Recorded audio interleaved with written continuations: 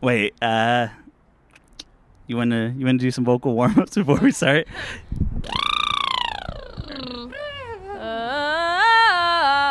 I can't do that. Okay, I'm sure you can. The lips, the teeth, the tip of the tongue.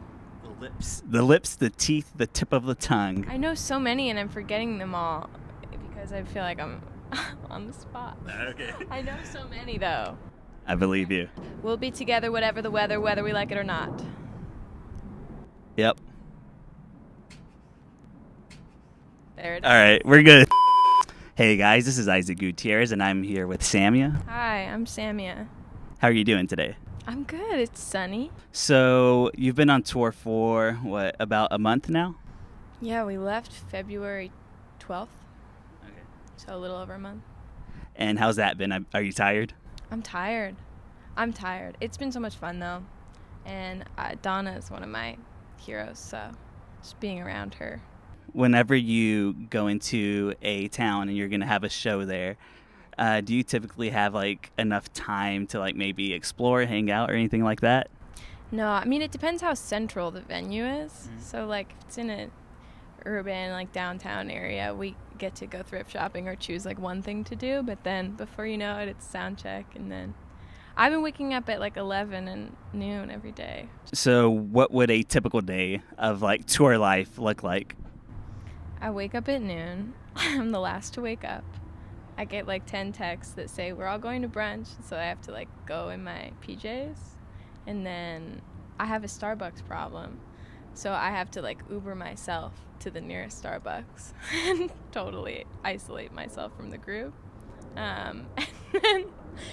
And then we go do something fun, and then I warm up, and then I have sound check, and then I do my set, and then I watch Donna's set. What's your go-to Starbucks drink? It's a grande iced soy caramel latte and a butter croissant. I get an iced caramel macchiato. Nice. They always ask me if that's actually what I want, and I say no, I want what I said I wanted. So they always try to correct you? Yeah, they do. Understandably, because I always look like I'm not totally sure of myself. So going back to being on tour and being on the road, what do you do to not lose your mind while you're on the road?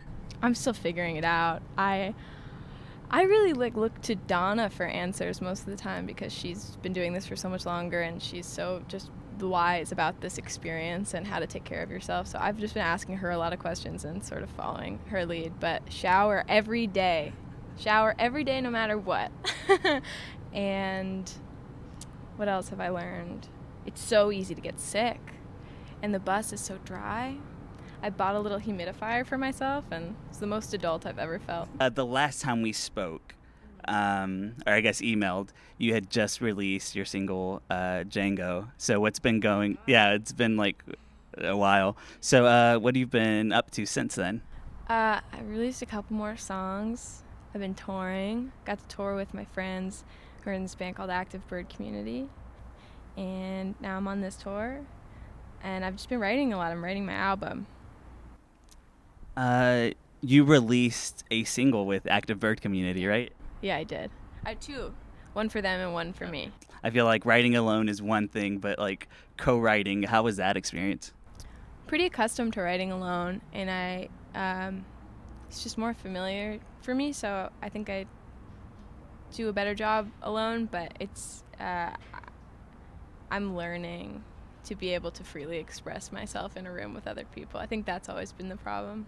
Co-writing, I just like not tend to overthink my choices before I say them out loud.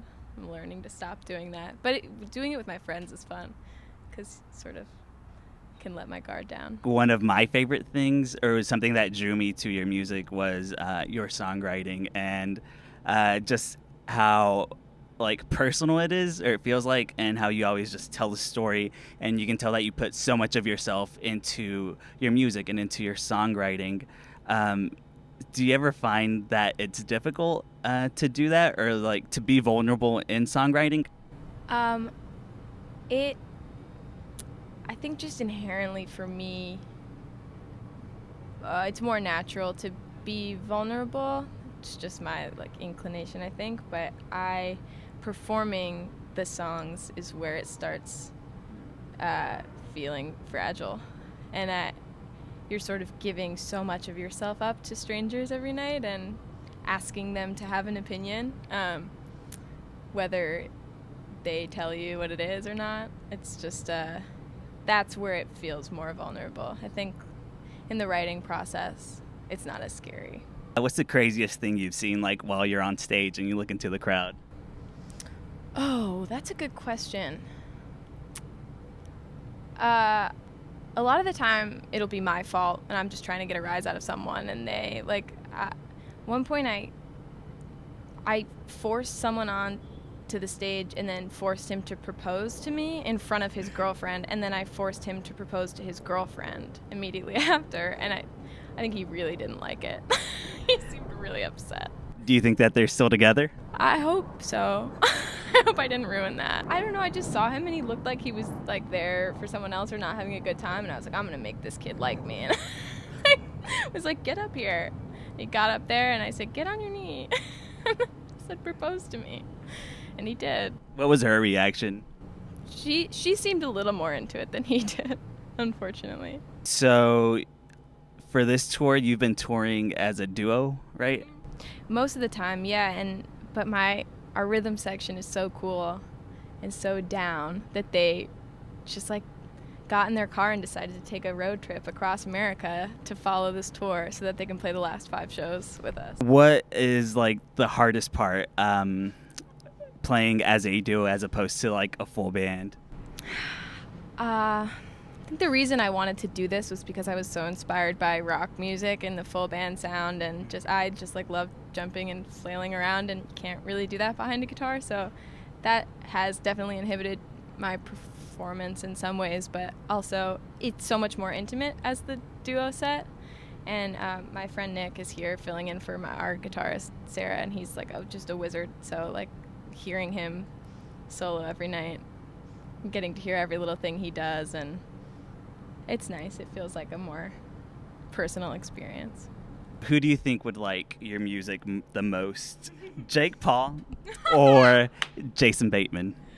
God, I hope I'm in love with Jason Bateman. I'm so glad you said Jason Bateman. Did you go back in my tweets? Yep, I did my research, guys. Yes. I used to be obsessed with Jake Paul, but that is not as potent, I think, as my obsession with Jason Bateman. I think he's so hot and he's so smart and funny. So I'm going to hope that Jason Bateman would like my songs. Wait, what happened with Jake Paul? Why aren't you obsessed with him anymore?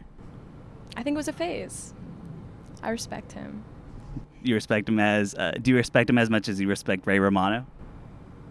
More. Cut it, we're done. So I found a video. No! We're done. Cut. No, I found a video and it's like of you in like the 7th grade maybe, and like you went on a trip for like spring break to somewhere and you visited a school. The Lebanon video? How on earth? How did you find that? I was on my family trip to Lebanon. I was 10 years old.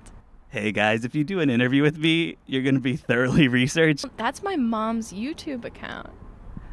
I did my research. So, whenever I was emailing you, like all the questions, one of the questions was like spring break '09, just question mark.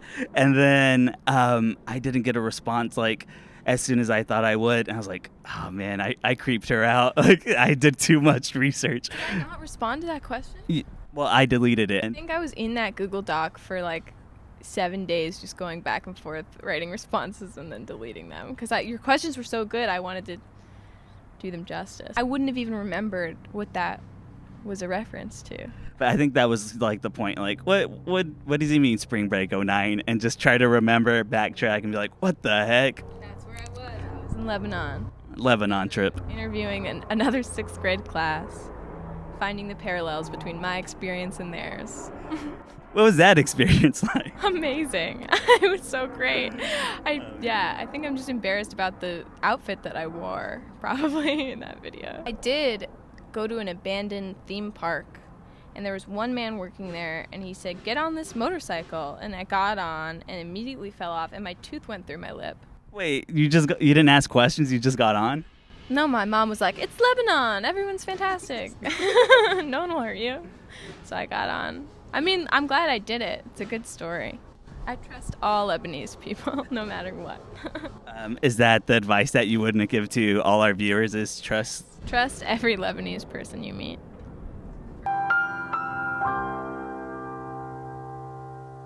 Have you ever cried on stage? Really? Yeah, I cry. Yeah, I cry. I cry every time. I think that's what's so terrifying about it, is that it feels right on stage. It doesn't feel like forcing those emotions always feels totally unnatural and bad afterwards. But I think, yeah, I don't know, if no one seems engaged and if the audience is just totally quiet and you're like crying and having a moment up there, it's it's definitely a bad feeling. But I think it's worth it. There was one night I was having a really emotional night in Denver, Colorado, on tour with Active Bird Community, and I was playing Lasting Friend, which is not normally a song that I cry during, but I was just like sobbing through this song. And usually it's this song that I wrote called Welcome to Eden that I just every night gets me there.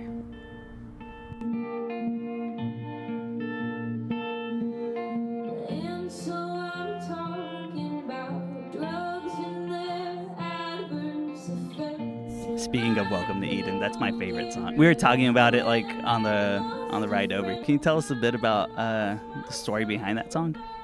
Yeah, I lost all my friends at once, and I was trying to own my culpability in that situation, and definitely with hindsight, partially it was my fault, but you know, I think you get in a situation when drugs are involved, it's kind of hard to tell who's to blame, and I've sort of actually now repaired my relationships with everyone who that song is about, or most of the people who that song is about, so it's sort of like a melancholy experience singing it now, but yeah.